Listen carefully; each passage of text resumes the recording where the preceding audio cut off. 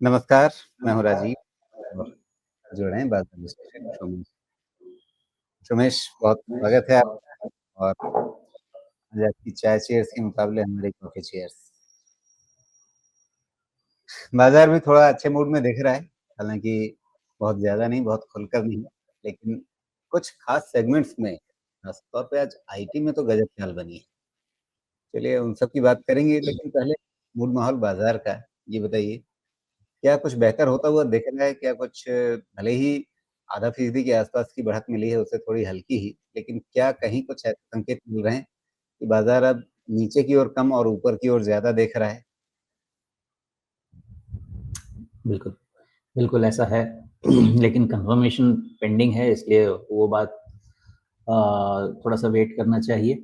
Actually day before yesterday के data में एक थोड़ी क्लैरिटी मुझे लगी थी। मोस्टली मैं लिखता नहीं हूँ लेकिन कभी-कभी वैसा लगता है तो लिख देता हूँ, तो मैंने टेलीग्राम पे लिख दिया। मुझे ऐसा लग रहा है कि ये पैटर्न आपका W shape recovery from July till now with higher low ये होने वाला है ऑलमोस्ट, और इसके लिए आप संयोग भी बन रहा है देख ही रहे हैं। तो पॉसिबिलिटी है। पहला इंडिकेशन मिड कैप संयोग से बन रहा आया है है। मतलब किधर है इशारा आपका? ट्रम्प साहब के ट्वीट पे? हाँ, अभी तो कितना सा भाईचारा चल रहा है देख ही रहे हैं। वैसे ट्रुथ, सोशल पे ट्रुथ कम ही होता है, गज़ब भाईचारा चल लेकिन रहा है साहब। एक तरफ ट्वीट पे कहते हैं हम मोदी जी से बात करना चाहते हैं, मोदी जी पलट के जवाब देते हैं, बिल्कुल, बिल्कुल हम करेंगे। और उधर वो जाके यूरोपियन यूनियन को कहते हैं नहीं हमें हम 100% लगाएँगे, तुम भी लगाओ 100%, ये ऐसे रूस पे प्रेशर बनेगा नहीं। मतलब क्या गणित खेल रहे हैं, क्या राजनीति खेल रहे हैं, समझ में नहीं आता है। कोई गणित नहीं है सर। मेरी समझ में कोई दो राय नहीं, मुझे तो कोई संकोच नहीं होता है कहने में, ये पूरा का पूरा एफर्ट नोबेल पीस प्राइज़ मिल जाए उसके लिए है। इसके अलावा और कुछ नहीं, आप सारी कड़ी जोड़ दीजिए। चाहिए क्या?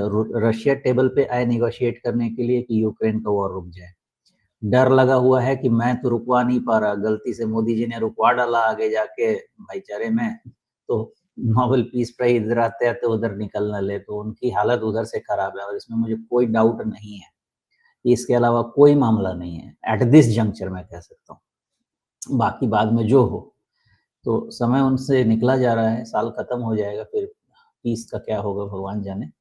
लेकिन मुझे इतना ही लगता है। बाकी रही बात जो क्या बोलते हैं हमारा ट्रेड डील का। ट्रेड डील जैसे शुरू से मुझे लगता है कि भारत का ट्रेड के अगेंस्ट जो यूएस का ट्रेड है, उसमें भारत के साथ ट्रेड डील होना यूएस की रिक्वायरमेंट ज़्यादा है, हमारी रिक्वायरमेंट कम है, बिकॉज़ इतना क्लियर हो चुका है, हम सब देख चुके हैं कि यूरोप से लेके एशिया से लेके सब हमें हाथों-हाथ लेने को तैयार हैं। भारत में कंजम्पशन इतना जा सकता है आगे, आप सोच के देखिए कि पर कैपिटा जीडीपी 2500 का है, 2700-800 का है डॉलर का, तब तो इतना कंजम्पशन रट रहे हैं और ये लगेगा 5000 तो पक्का। तो कितना कंज़्यूम करेंगे, कितना रिप्लेसेबल गुड्स कंज़्यूम होगा, ये सोच के देखिए तो सबको वो भविष्य दिख रहा है, इसलिए भारत को सभी हाथों-हाथ लेंगे। ऐसा कोई प्यार नहीं है किसी को भारत से, ये चीज़ भूल जाइए कि ऐसा कोई बहुत प्यार दिखा रहे हैं। सबको दिख रहा है कि यहाँ पे मेरा सामान सबसे ज़्यादा बिकने वाला है, पॉपुलेशन प्लस पैसा दोनों। इसलिए इतना सब हाथों-हाथ ले रहे हैं। ट्रम्प का मुझे ऐसा लगता है, मैं कुछ और वीडियोज़ अभी देखने के लिए मैंने पार्क करके रखे हैं, चूँकि मैं मेनली है मुझे इकोनॉमिस्ट से मेन समझना है कि क्या हो सकता है यहाँ। मेरी समझ ये कह रही है, ट्रेड में तो मोस्टली ट्रम्प जीत जाएँगे कि ट्रेड उनके तरफ टैक्स तो टैरिफ तो हो गया ऑल टाइम हाई, उनका कलेक्शन और tariff globally all time high लग गया। ट्रेड का वॉल्यूम भी अमेरिका में बहुत बढ़ जाएगा, बिकॉज़ यूरोप ने सरेंडर कर दिया था, साउथ कोरिया ने सरेंडर कर दिया था, जापान तो सरेंडर करके पीएम भी रिज़ाइन करके चले गए हैं। तो ट्रेड वॉल्यूम आ जाएगा, बट मेरा मानना है कि शायद अभी भी वो डेफ़िसिट कंट्रोल नहीं कर पाएँगे। वो उनके हाथ से छूट गया है, रीज़न बताता हूँ। आपने ट्रेड वॉल्यूम अपने तरफ तो बढ़ा लिया, लेकिन इस टैरिफ के चक्कर में ग्लोबल ट्रेड बहुत इम्पैक्ट होने वाला है और हो सकता है कि ग्लोबल जीडीपी, एशिया छोड़ दीजिए, चाइना स्ट्रगल कर रहा है, एशिया में भारत छोड़ दीजिए, जहाँ पे कंजम्पशन हमारा डोमेस्टिक ग्रोथ पर करेगा मोस्टली। तो बाकी जगह जो ग्रोथ डिस्टेबलाइज़ होगा। इससे फिर नेगेटिव इम्पैक्ट भी यूएस इकोनॉमी को ही पड़ने वाला है। तो नेट-नेट मुझे लगता तो है कि it's a lost game for Trump, उनको और उनका खासकर जो उन्होंने एक छोड़ा हुआ है ना खुला मुँह नवारो, उनका उनको समझ में आ गया कि चीज़ें हाथ से निकल गई हैं, इसलिए इतना ज़्यादा वो लोग वो खिसिया के चल रहे हैं। मेरा मानना ऐसा है कि हमारे साथ ट्रेड डील करना उनकी शायद मजबूरी रहेगी, जितना मिले उतना ले लो। तो प्राइमा फेसी आप देखेंगे तो लगेगा कि रिश्ते सुधर रहे हैं, अंदर से तो नहीं सुधरेंगे। ट्रेड वाला हो जाएगा, थोड़ा बहुत कुछ न कुछ ऊपर-ऊपर हो जाएगा। बाकी इससे ज़्यादा और कुछ अब संबंध में मुझे लगता नहीं है, ना होगा और ना होना चाहिए भी नहीं। उन्होंने मल्टीपल टाइम बिट्रे किया है, हमें ही नहीं, ग्लोब ग्लोब को किया है। जी, ओके। अब ट्रम्प साहब जो भी करें वो क्या करेंगे वो तो अभी पता नहीं, लेकिन वो जो दुनिया भर को ये उकसाने में लगे रहते हैं कि भई थोड़ा-सा भारत से दूर जाओ, थोड़ा-सा भारत से अलग करो, उन पे थोड़ा प्रेशर बढ़ाओ। अब वो यूरोपियन यूनियन से कह रहे हैं कि भारत पे टैरिफ बढ़ा दो तुम भी हमारी तरह से, हम भी बढ़ाएँगे और बढ़ाएँगे, 50 का 100 करेंगे। लेकिन दूसरी तरफ यूरोपियन यूनियन क्या कर रहा है? वो यूरोपीय संघ के देश क्या कर रहे हैं? वो अपने यहाँ जो सी फूड मँगाते हैं उसमें भारत की लिस्ट और लंबी कर दी है, मतलब जहाँ पे वो सी फूड के लिए एलिजिबल कर रहे हैं भारत को। तो मामला ये है कि यूरोपीय संघ भी अमेरिका की सुन नहीं रहा है, मामले में कम से कम। वो खुद ही परेशान हैं उनके टैरिफ से, लेकिन उनके सामने मजबूरी है सरेंडर करना अ, ट्रम्प के सामने, ट्रम्प की इच्छाओं के सामने या उनकी व्हिम्स एंड फैंसीज़ के सामने। लेकिन भारत ने रजनीश जी, अपना एक्चुअली जी, अमेरिका की ना मेरे हिसाब से सबसे बड़ी प्रॉब्लम, अभी सबसे बड़ी प्रॉब्लम जो है, सम फाइंड ये बहुत बड़ी प्रॉब्लम, उनका बलूनिंग डेट जो है ना, यहाँ से 20 साल भी कम होता हुआ नहीं दिख रहा है। और आप और मैं सभी जानते हैं कि एक बार डेट कंट्रोल से निकल गया, तो वो ऐसी चीज़ है कि आपकी गाड़ी का ब्रेक फेल हो चुका है। इट्स मैटर ऑफ टाइम कि वो कहाँ जाके टकराती है। अब ये द बर्निंग ट्रेन तो है नहीं कि कोई आपके लिए कुछ बना देगा और रेत में आप घुसा देंगे, ट्रेन रुक जाएगी, वो लगनी है। मेरे हिसाब से sole problem of USA is उनका बलूनिंग डेट उनके कंट्रोल से बहुत बाहर जा चुका है और ये कभी नहीं हो सकेगा। This will be the foundation for the rise of Asia and the fall of US dollar. उनको हो जी, सकता है कि सबसे बचने के लिए करेंसी डेप्रिशिएट तो हो नहीं रही, डिवैल्यू भी करना पड़ सकता है। सोचिए उस समय क्या हाल होगा। जी। ओके, डिवैल्यू करने की तरफ तो जा ही रहे हैं, मतलब ट्रम्प तो चाहते ही हैं कि डॉलर थोड़ा सस्ता हो। अब मतलब वो एक जो कहते हैं कि सरकार खुद ही अपनी तरफ से दाम घटा दे, जैसा भारत ने कई बार किया है। वो सब चीज़ें पता नहीं भविष्य में क्या होंगी, कैसे होंगी, लेकिन चलिए ख़ैर उतनी फ्यूचर गेज़िंग या क्रिस्टल बॉल गेज़िंग करने की ज़रूरत है नहीं। इस समय अपने बाज़ार पे फ़ोकस करते हैं, क्योंकि आज का दिन है दर्शकों के सवालों का, तो जल्दी से थोड़ा बाज़ार की अभी की चाल समझ करके आगे बढ़ जाएँगे। सेंसेक्स को देखिए तो इसने आज दोहरी कैंडल बनाई है। हालाँकि जो इसने 4 सितंबर को एक बड़ी-सी लाल कैंडल बनाई थी, उसके ऊपर निकलने की कोशिश की, लेकिन उसके ऊपर टिक नहीं पाया है। हालाँकि उस दिन के मुकाबले अगर आप क्लोजिंग प्राइसेज़ के हिसाब से देखेंगे तब तो आपको बेहतर ही चाल दिख रही है। यहाँ पे कोई दिक्कत नहीं है, लेकिन अगर आप ओपन हाई लो क्लोज वाले पैटर्न के हिसाब से देखेंगे तो एक तरह से हम 4 सितंबर के रेजिस्टेंस को पार नहीं कर पाए हैं सेंसेक्स में, और 50 डे मूविंग एवरेज अटका हुआ है। लेकिन निफ्टी को देखेंगे तो वहाँ कहानी थोड़ी-सी अलग हो सकती है, बहुत ज़्यादा नहीं। 50 डे मूविंग एवरेज पार हुआ है, वहीं पे आज सपोर्ट मिला है, लेकिन दोजी कैंडल यहाँ भी है, और ठीक है रीसेंट अ, समय में देखें, मतलब इस महीने अब तक या 29 अगस्त से अब तक देखें, तो सबसे बेहतर क्लोजिंग तो है ही, कोई शक इसमें नहीं है। तो सेंसेक्स निफ्टी को देख कर के अभी क्या लग रहा है? क्या हम यहाँ अब जो 21 अगस्त वाला लेवल है, उसको पार करके उससे आगे जाने वाले हैं 25 से 125 या 150 राउंड ऑफ कर दें तो उस पर आपकी काफ़ी समय से नज़र रही है। क्या इस बार पार करने का एक संयोग बनता हुआ दिख रहा है आपको? लग तो रहा है राजीव जी, लेकिन यही है कि अब आपका निफ्टी चल चुका है ना 24,400 से ऑलमोस्ट कंटिन्यूअसली चल रहा है।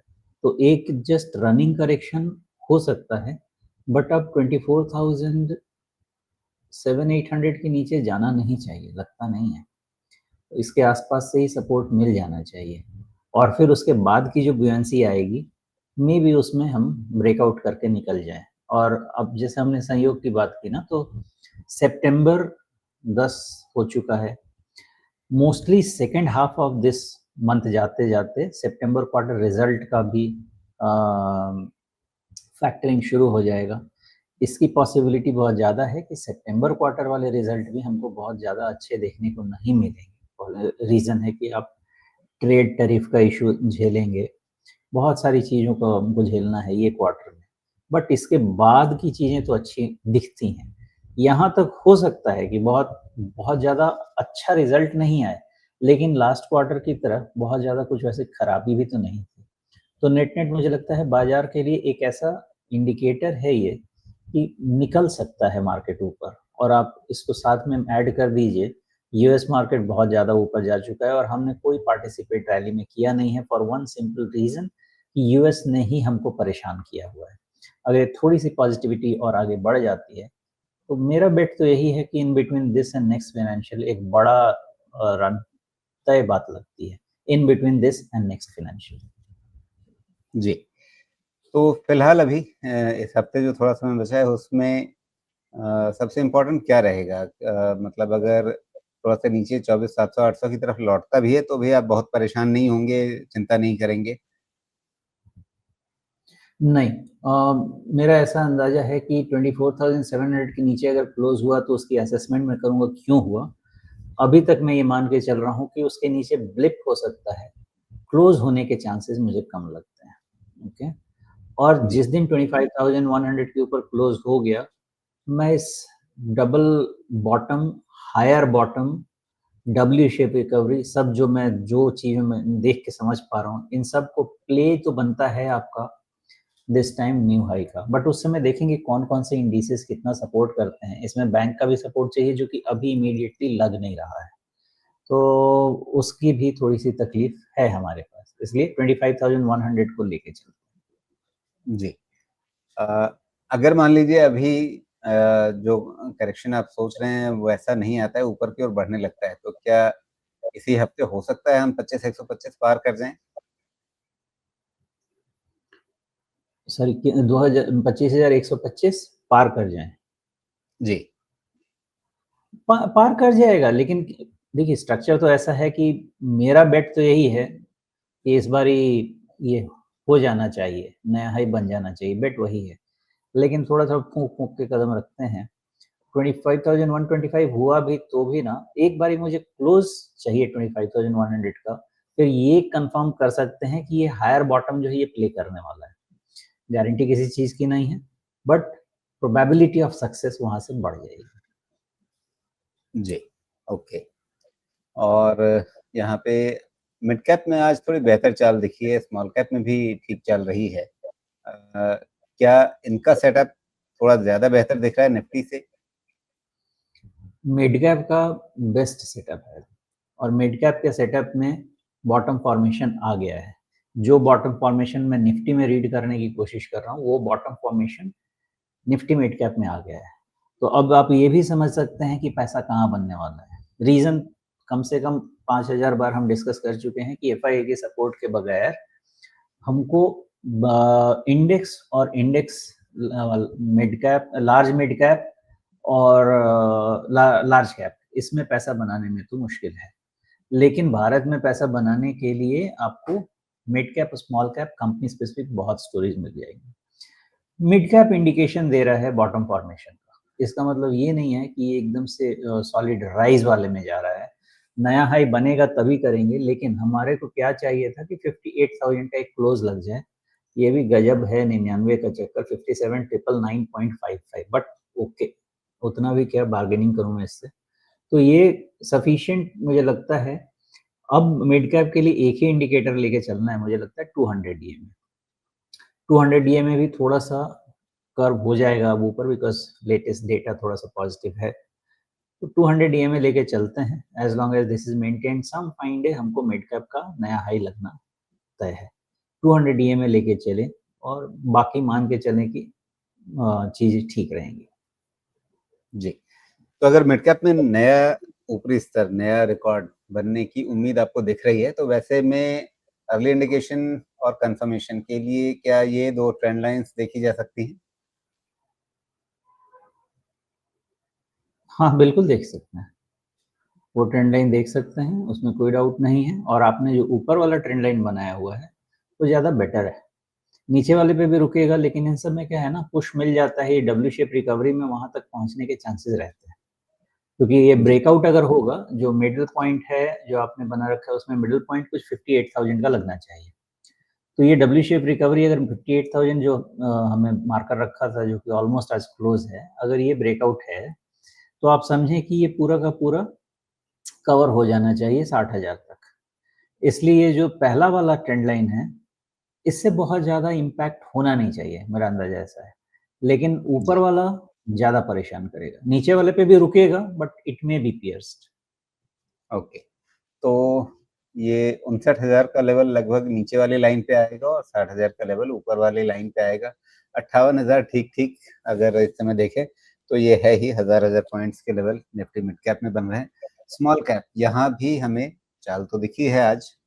अब इसको भी मिड कैप की तरह से ही रीड कर लें, जैसा पहले पिछले कई प्रोग्राम्स में आप कहते रहे हैं कि भई मिड कैप जैसा-जैसा करेगा स्मॉल कैप को उसके साथ में चलना है। कर लेना चाहिए, बिकॉज़ इसमें एक 18,000 के ऊपर का क्लोज़ चाहिए इसके अपने small cap data in isolation read करने के लिए। लेकिन इस मिड कैप को फ़ॉलो कर लेता है। तो मुझे लगता है ये भी हो जाएगा। इसमें भी सेम रीडिंग लेके चलते हैं, कोई दिक्कत नहीं होनी चाहिए। जी। बैंकिंग, वहाँ पर आपने कहा कि अभी बहुत आश्वस्त आप नहीं हो पा रहे हैं। वहाँ मतलब निफ्टी को सपोर्ट देने के लिए वो बहुत खुल कर के सामने अभी तक नहीं आया है। आज भी देखिए तो 20 डे मूविंग एवरेज के आस-पास थोड़ा-सा अटका है। क्या कह रहा है ये चार्ट आपको? ओके, तो ये बहुत इम्पोर्टेंट है, जितने खासकर ट्रेडर्स हैं इसको ध्यान से सुनिएगा। आज का जो हाई है इसके ऊपर में शॉर्ट कवरिंग ऑलमोस्ट गिवन है। लेकिन ये शॉर्ट कवरिंग को जो ताकत मिलेगी, वो एक और आपको डोजी मिलेगा 25 अगस्त का। ये शॉर्ट कवरिंग वहीं तक है, 25 अगस्त के डोजी तक ही, उसके हाई तक। मेन डिसीजन उसके ऊपर लेना है। और देखें, अभी कहना तो मुश्किल है, लेकिन जिस तरह से अभी पैटर्न बना रहे हैं, इस पैटर्न में भी राइज मिल जाता है। मोस्टली मैंने देखा है मिल जाता है, मे बी थोड़ा टाइम लगता है। तो ट्रेडिंग जो करते हैं उनके लिए ध्यान ये रखना चाहिए कि 9 सितंबर की कैंडल का जो लो है, उसके नीचे क्लोज नहीं होना चाहिए। अगर हुआ तो फिर ठीक बात नहीं रहेगी। ओके, और आज के हाई के ऊपर में short covering almost almost given है 55,000 से लेके 55,500 के रेंज तक। जिस दिन ये 55,300 भी बंद हो गया, 500 की जरूरत नहीं है, बिकॉज जो 200 पॉइंट वाले ऑप्शंस परेशान करते हैं इसमें, 200-300, उसके ऊपर में मुझे लगता है कि फिर मान के चलना होगा कि बैंक में भी प्रीवियस हाई टच हो जाना चाहिए, लेकिन वहां तक संभल संभल के। जी। तो प्रीवियस हाई यानी लगभग ये 57,600 के आस-पास तक का जो है मुकाम, वो दिख सकता है। लेकिन उसके पहले कन्फर्मेशन की ज़रूरत पड़ेगी। लेकिन ये तो रही बैंकिंग की बात, आईटी को देखिए गज़ब चाल आई है। 2.5% से ज़्यादा की उछाल है, हालाँकि बहुत उछले तो कितना उछले अ, अपन जो एक अगर बाकी सब जगह जो हम एक पोटेंशियल डब्ल्यू देख रहे हैं, हम उसको देख रहे हैं निफ्टी में भी और यहाँ आईटी पे भी। अ, अगर वैसा डब्ल्यू बनना भी हो तो हम अभी उसके नीचे ही हैं। और इवन 50 डे मूविंग एवरेज भी ठीक से आज पार नहीं हुआ है, लगभग वहीं तक पहुँचे हैं। तो आईटी में ये जो उत्साह है, आगे कितना टिकता हुआ दिखता है आपको? या कहीं ऐसा तो नहीं कि मतलब एक खबर आई उसके चलते थोड़ा उत्साह जगा और वापस रिटेल फँसे और बड़े खिलाड़ी निकल गए? देखिए, आईटी में valuation related, guidance related, business related issues तो अभी भी जैसे थे वैसे ही हैं। लेकिन एक होता है ना आईटी में जितने भी ट्रेड बने हैं वो शॉर्ट कवरिंग के ट्रेड बने हैं क्योंकि बहुत ज़्यादा शॉर्ट था और ये शॉर्ट कवरिंग 36,500 तक एक्सटेंड होने में कोई दिक्कत नहीं है। अगर जैसे पहले मैंने रेंज क्या निकाला था 34,000 से 36,000 तक का, ये रेंज में थोड़ा सा चेंज हुआ है, 34,500 ऊपर आ गया है और 36,500 तक जा चुका है ये रेंज। 36,500 के ऊपर में और भी शॉर्ट कवरिंग है जो कि जैसे पहले अगर बताया था थोड़े लाइटर नोट में कहूँ तो सोमेश जी आप गोल पोस्ट शिफ्ट कर रहे हैं। पहले आपने 34,000 से 36,000 कहा, 36,000 के ऊपर 200 पॉइंट लगभग बंद हो गया, तो अब आप कह रहे नहीं 36,500 देखो। नहीं, डेटा चेंज है, तो अगर चेंज और ये डेटा आज नहीं, ये डेटा परसों चेंज हुआ है। तो अगर चेंज हुआ है, मंडे को डेटा चेंज हुआ है, तो वो व्यू तो लेना चाहिए क्योंकि फ्राइडे तक ये डेटा में चेंज नहीं था। जैसे मैंने फ्राइडे के डेटा सैटरडे जब हमने बात किया था, तो मैंने निफ्टी को 25,000 से मूव करके 25,100 किया था। तो अगर डेटा चेंज होगा तो वो मूव करना पड़ेगा और इसमें भी 36,000 का 36,500 तक है और वहीं तक शॉर्ट कवरिंग है। बट इम्पॉर्टेंट पॉइंट ये है कि इसको आईटी को देखने का नज़रिया यही होना चाहिए कि जब तक 34,500 है, now look up for short covering. क्यों? क्योंकि अगर मार्केट 25,100 निकलता है, बैंक अगर 55,300 निकलता है, तो उस टेलविंड में, मार्केट टेलविंड में आईटी में भी शॉर्ट कवरिंग आएगी। तो उस चीज़ को इग्नोर कैसे कर दें? भले ही यहाँ पे प्रीमियम है, वैल्यूएशन है, सब इश्यू है, लेकिन फिर टैक्टिकल बाई में पैसे भी बन सकते हैं। तो उस चीज़ को भी ध्यान रखना है कि रैली मिस नहीं होने के लिए आपको चाहिए क्या 34,500 सैक्रोसेंट सपोर्ट ले सकते हैं। जब तक ये है अप टिल 39,000 टू 40,000 के लिए ट्राई किया जा सकता है, वहाँ तक की पॉसिबिलिटी के लिए। जी, 40,000 तक या 39-40,000 तक, यानी एक पोटेंशियल डब्ल्यू इसमें भी आपको दिख रहा है। हो सकता है 38,000 से 39,000 के रेंज में प्रॉब्लम है, उसको रिव्यू करूँगा कि जैसे डेटा नया निकल गया तो निकल जाएगा उस समय। अभी तक की विजिबिलिटी 38,500 तक है, बट 39 से 40,000 को भी रूल आउट नहीं किया जा सकता है। और जिस दिन आप समझें कि 39,500 निकल गया तो फिर वही व्यू लेना पड़ेगा कि लोअर हाई का पैटर्न नेगेट हो चुका है, अब फिर पूरे रिकवरी की बात देखेंगे। तो अभी तक तो जी, उतना ही लेके चलेंगे। ओके। अब ये डब्ल्यू जो है वो कम से कम आपको 39,500 जैसे टारगेट्स दे सकता है, लेकिन इसमें भी जो आपका ये जो 25 अगस्त वाला कैंडल है, ये 36,400 के ऊपर है, तो अब इसीलिए आप शायद ये मार्कर लेके चल रहे हैं कि 36,500 के ऊपर बंद हो गया तो कंफर्म हो जाएगा कि हाँ, अब ये डब्ल्यू पैटर्न बनने के चांसेस बढ़ गए हैं। पॉसिबिलिटी तो वही है 36,500 पे एक तो आपका नहीं, जो बेस्ट क्लोज है ना, पैटर्न का बेस्ट क्लोज तो आपको 36,300 पे ही है। लेकिन थोड़ा सा डेटा जो भी लेटेस्ट वेड बना है उसमें 200 पॉइंट और ऊपर आ रहा है। लेकिन अगर प्योर कैंडल रीड किया जाए तो पैटर्न कैसे रीड करेंगे? जो डब्ल्यू शेप का आपका मिडल पॉइंट है वो 36 टू 80 का क्लोज है, तो जी, मोस्टली इसके ऊपर ही ठीक हो जाना चाहिए। बट फिर भी मार्जिन ऑफ सेफ्टी जा रही है 36,500 तक। और दूसरी कंफर्मेशन तो ये ज़रूर है कि 34,500 के नीचे अब क्लोज नहीं होना चाहिए इस इंडेक्स को, अनलेस नया ट्रेंड शुरू हो। 34,500 34,500 के नीचे बंद नहीं हो तो फिर आगे के लिए अच्छी उम्मीदें बनी रहेंगी और अभी जो चाल दिख रही है वो टिकी रह सकेगी। तो ठीक है, अब ये मोटा मोटी हमने बाजार की चाल समझ ली, अब विस्तार से आगे बात करेंगे थोड़ा अब साप्ताहिक चर्चा में। लेकिन एक चीज है, गोल्ड को लेकर के सवाल भी हैं दर्शकों के और काफी तेज चाल भी है। तो पहले सोने पे एक निगाह डाल लेते हैं, क्या दिख रहा है कि अब ये जो भी हैं इनका यूजर नेम जो भी है CSY3221 नाम नहीं लिखा है इन्होंने, पूछ रहे हैं क्या यहाँ पे सोना खरीदना अभी सही होगा?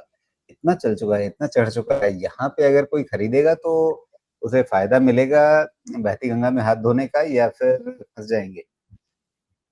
देखिए, जो भी खरीदेगा अपना एक रिस्क लेवल डिफाइन कर ले और करे, क्योंकि जितने जियोपॉलिटिकल डिस्टर्बेंसेस है, ये तो यही कह रहे हैं कि डॉलर पे ट्रस्ट जीरो टू नेगेटिव जितना हो सकता है, ऑल्टरनेट पे ट्रस्ट करो। तो ऑल्टरनेट सोना के अलावा क्या है? बिटकॉइन तो ऑल्टरनेट नहीं हो सकता है ना।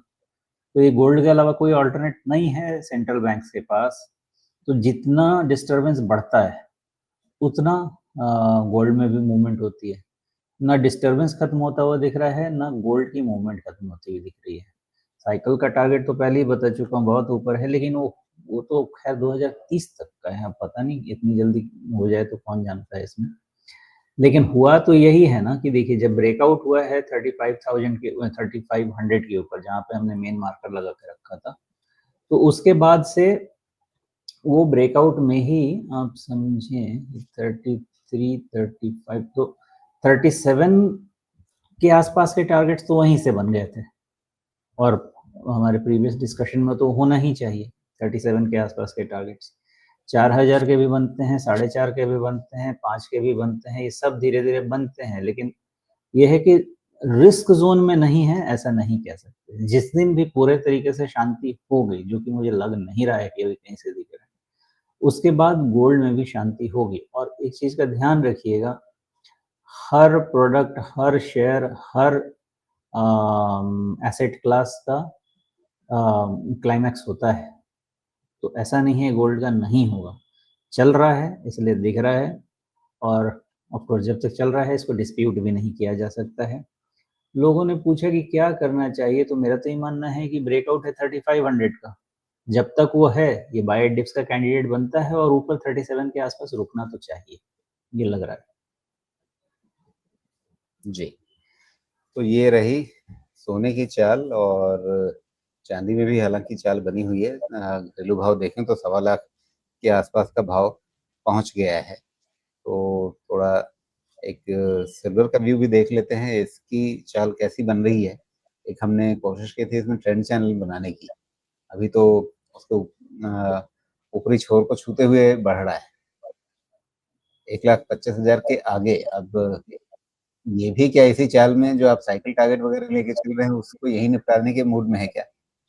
नहीं, साइकिल टारगेट ये नहीं है राजीव जी। तो 1.25 लाख का तो गोल्ड लास्ट टाइम भी मेरे ख्याल से 37 और 1.25 का गोल्ड के हाँ, पिछले आसपास कुछ का दिनों में डिस्कशन होना लगभग है। इन्हीं स्तरों पे है। हाँ, हाँ, तो वहीं यहाँ पे रुकना चाहिए। फिर उसके बाद नेक्स्ट रैली आए, हो सकता है ज़रूर आएगी, क्योंकि अभी किसी भी तरह से गोल्ड की, मतलब सेंट्रल बैंक से गोल्ड की रिक्वायरमेंट कहीं से भी कम होती नहीं दिख रही, तो ज़रूर आएगी। लेकिन इस राउंड में तो मुझे लग रहा है कि हो गया, और जहाँ आपने 1,20,000 के पास आपने एक कर्सर रखा हुआ था, मुझे लगता है उस चीज़ का ध्यान रखिएगा। हाँ, जी। यहीं पे हाँ, 1,20 का नीचे आपका है। हाँ, ये वाली ये चीज़ का थोड़ा-सा एक गैप, ध्यान रखें। यहाँ एक गैप भी बना हुआ है। हाँ, बस यहीं आके रुक जाना चाहिए। तो अगर जी। यहाँ से हम और अगले कुछ दिनों में देखिए 5,000 तो के ये ट्रेंड चैनल इतना तेज है कि अगले कुछ दिनों में मान लीजिए यहाँ से 2 हफ्ते लग गए, तो 2 हफ्ते में ये ट्रेंड चैनल भी यहाँ तक आ जाएगा, उसका निचला हिस्सा। ये ट्रेंड चैनल थोड़ा डेविएशन चलता है, कोई दिक्कत नहीं है। इस जी, ट्रेंड चैनल को आप क्लोजिंग बेसिस पे ले लेंगे, तो ज़्यादा जी, बेहतर ये काम करने वाला है, और ये चलेगा। ओके, जी।